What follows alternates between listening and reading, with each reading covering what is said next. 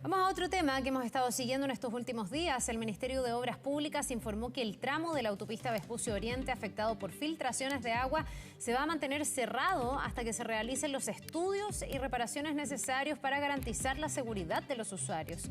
Queremos profundizar en esta situación y en esta falla. Estamos para esto junto a Ariel López, ingeniero en transporte y urbanista. Muchísimas gracias, Ariel, por estar con nosotros y buenos días, bienvenido. Hola Carla, gracias por la invitación.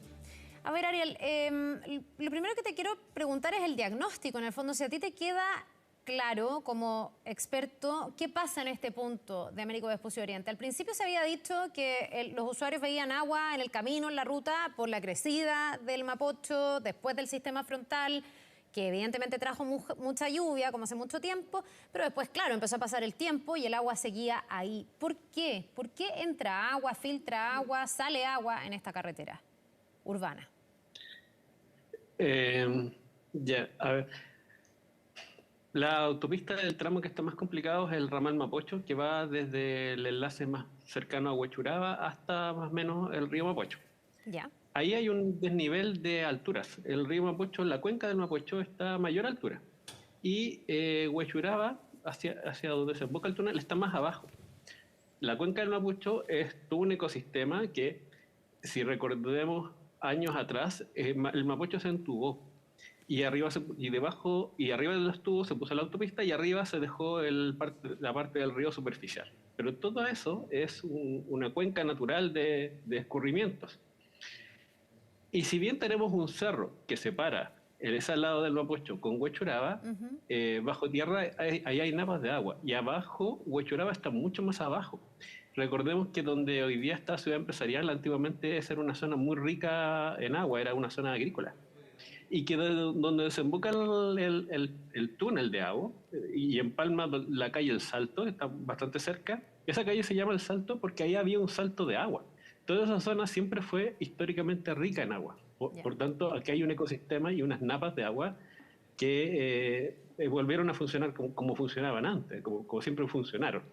Pero Abo tenía problemas de agua antes de que lloviera, o sea, desde el año pasado ya había agua presencial en la vía y en los lados del túnel. Ya, o sea, no podrían decir que esto no se pudo prever. No podríamos decir tampoco que esto lo desataron las lluvias y decir, bueno, es que a lo mejor en un año seco esto no estaba y ahora que este año no ha sido tan seco, esto se reactivó. ¿Se pudo haber previsto esta situación? Siempre se debe prever, porque estamos hablando de una infraestructura que debería durar ahí más de 50 años. Está hecha para eso. La norma lo obliga. Los estudios de mecánica de suelo, estudios hidráulicos de suelo, lo obligan. Lo obligan siempre que sea por el manual de carretera, por la normativa con la que se construyen las autopistas, lo obliga siempre. Pero en este caso hubo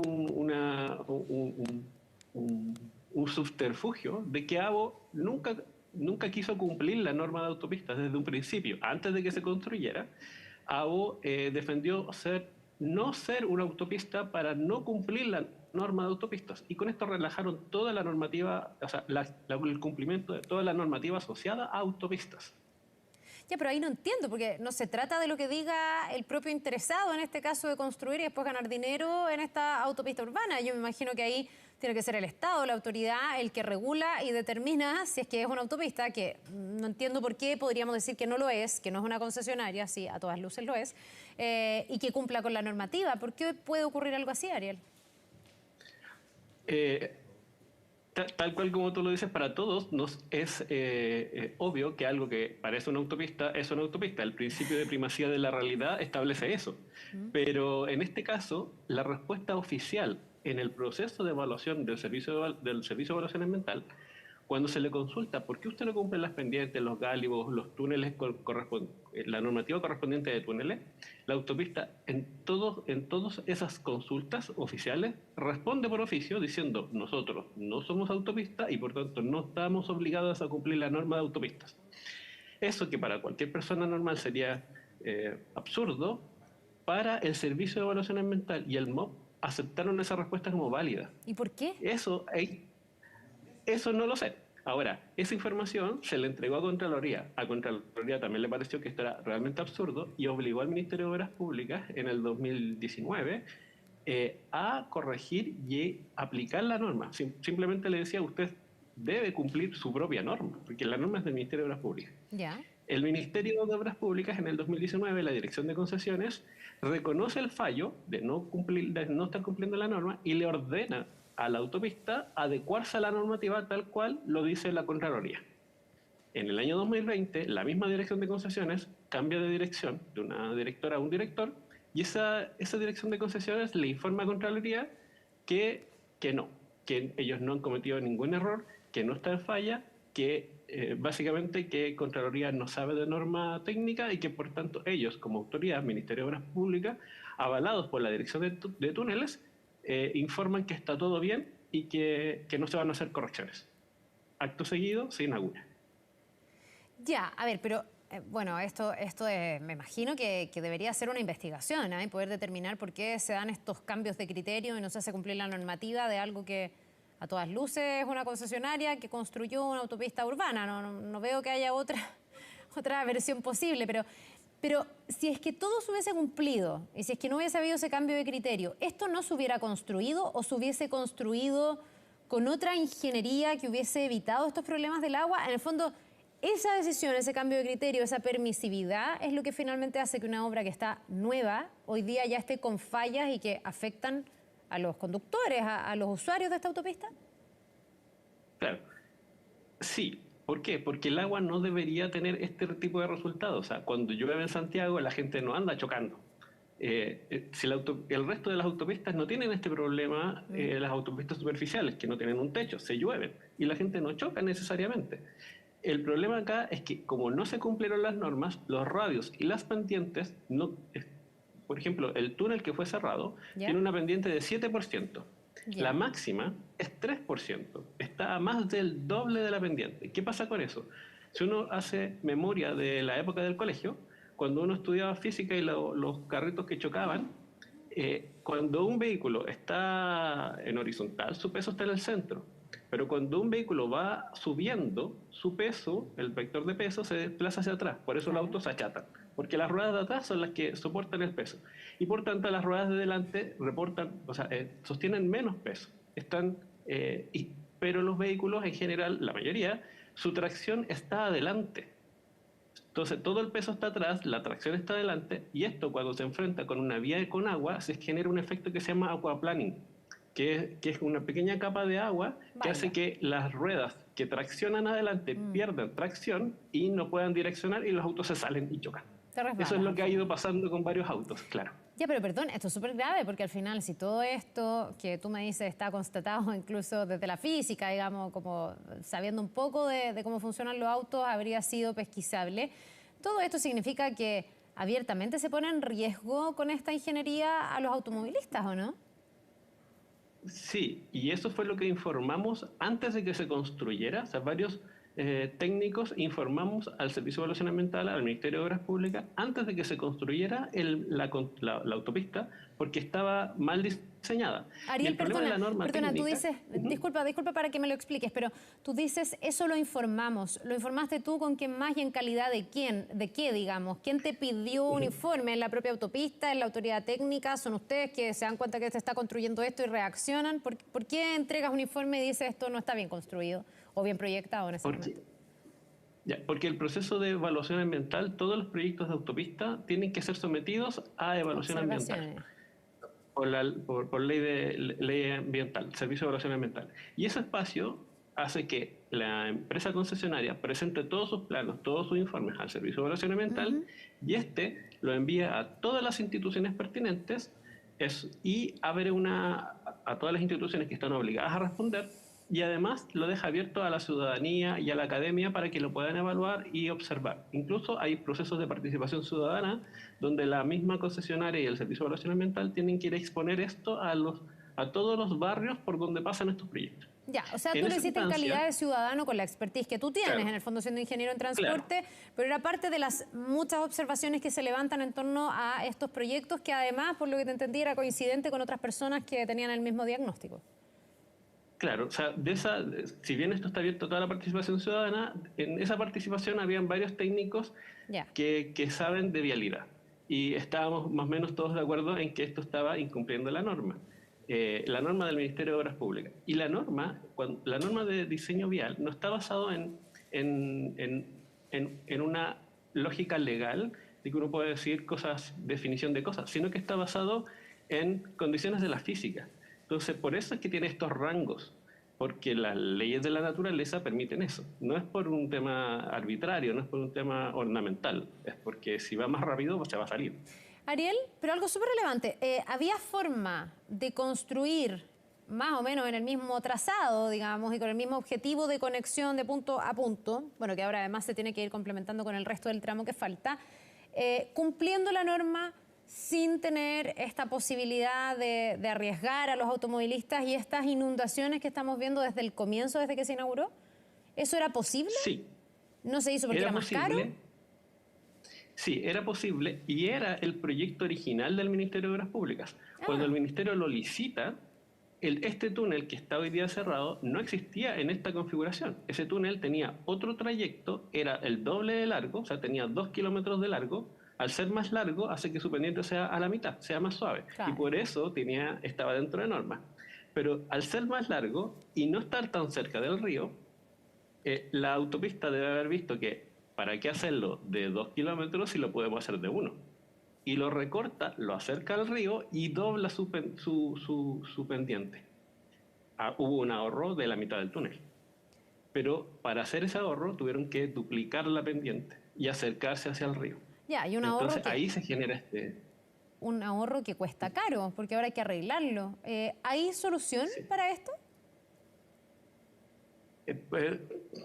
Casi siempre hay una solución. El problema es cuánto cuesta, pero antes de saber cuál es la solución es dónde está el problema, porque todavía no se descubre desde dónde se genera el problema. Entonces primero hay que hacer un buen diagnóstico para poder saber cuál sería esa solución. ¿Ese diagnóstico lo debe tener la autopista o tú crees que todavía no lo tiene? Porque también yo aquí he percibido falta de transparencia en la información. O sea, ayer se emite un comunicado muy tardío, además, cuando ya esto está cerrado en el fondo, diciendo que están súper preocupados de los usuarios, de los conductores, pero resulta que esos mismos conductores vienen hace muchos días dando cuenta de esto, desde el comienzo, desde que esto se inauguró. Finalmente se llega al cierre porque ya la situación es insostenible, ahí estamos con imágenes y realmente hay hasta como corriente de agua, digamos, como que el agua está acumulada realmente. Y me llama la atención eso, que en el fondo la autopista nos dice cuál es el problema, que además ayer el MOP dice que esto se va a demorar por lo menos un mes, pero la autopista tampoco le pone un plazo. Entonces, no hay ni una certeza para los automovilistas. A mí eso me ha llamado la atención. Yo no sé si tú crees que la autopista tiene la información o todavía no saben cuál es el problema. Por las declaraciones que ha dado de la propia autopista, ellos dicen no saber desde dónde viene el agua, y eso es lo que están averiguando. Es lo que han dicho públicamente. Y eso a mí me parece aún más grave, porque en un proyecto de túneles uno siempre espera que haya agua, porque los túneles están bajo tierra y en la tierra hay napas. Claro. Y eso y en el proceso muy previo de la mecánica de suelo y la hidráulica de los suelos, uno sabe, o sea, se debería catastrar antes de iniciar el proceso si el nivel de agua que haya en este suelo.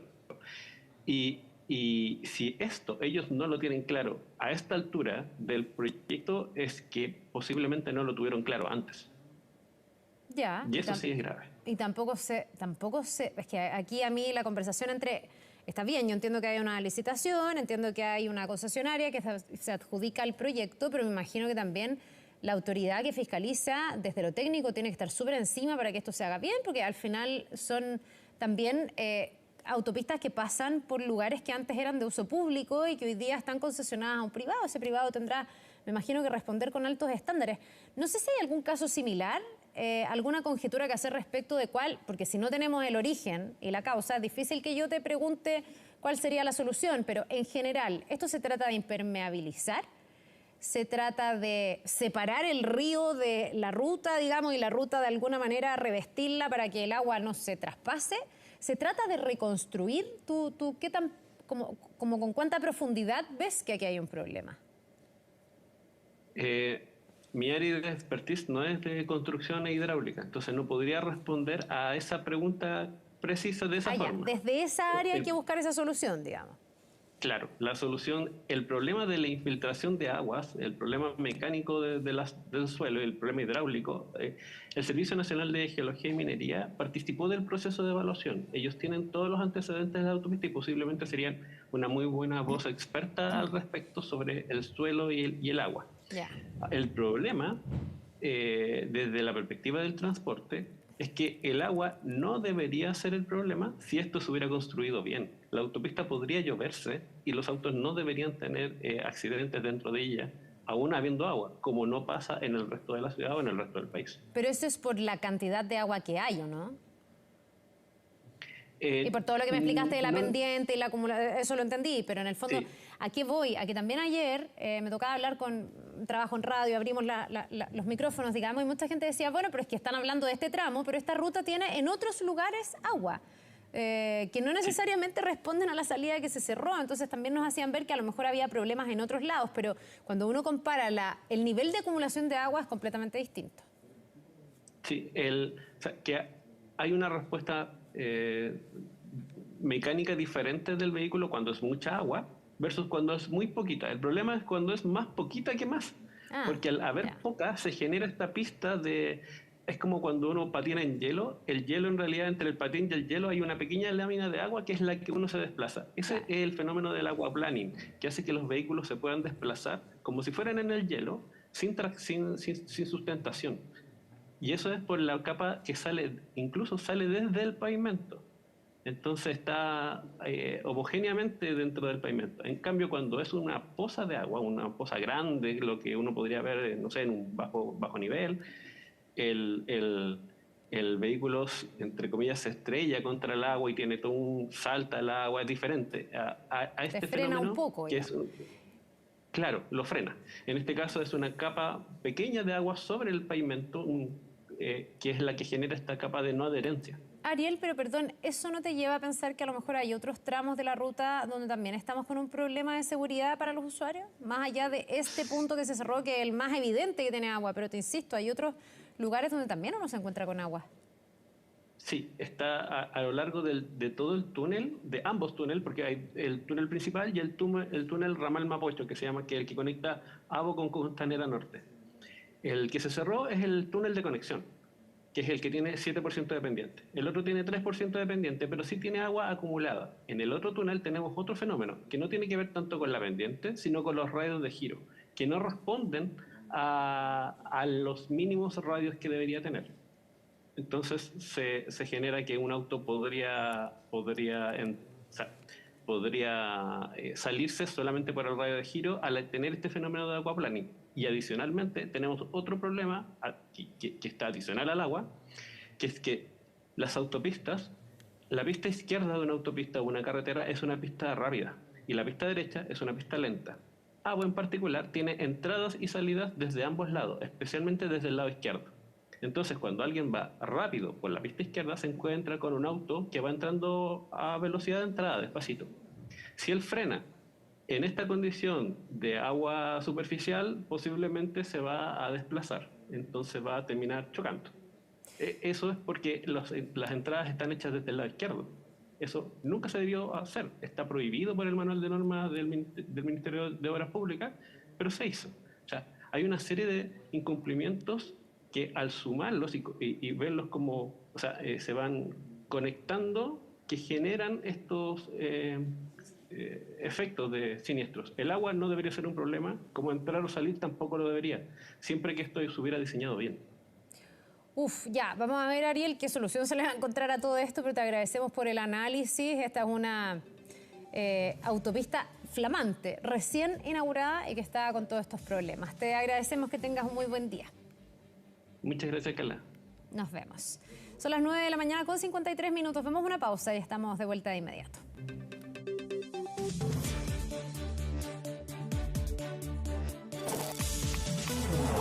La mañana informativa.